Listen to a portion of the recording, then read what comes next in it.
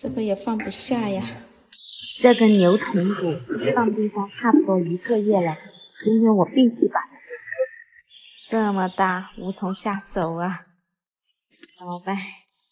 我决定拿这个用高压锅炖，但是这么大，这个也放不下呀。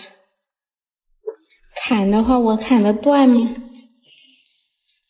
这个我也从来没有砍过这种东西啊，真的是无从下手啊。我怕我把这个刀都给弄坏了，这个骨头没断，要不然试一下吧。好硬啊！哎呀，好不容易把它砍断了，就这样吧，那个锅可以放得下就行了。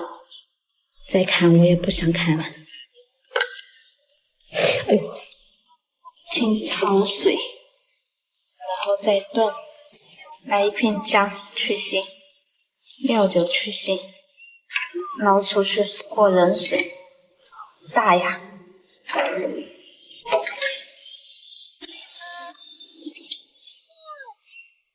这样刚刚好，冷水，来点姜，再来点干辣椒。哎呀，就这样吧。煮开之后再煮15分钟就可以关火。来了，火稍微小一点点，炖15分钟就可以了。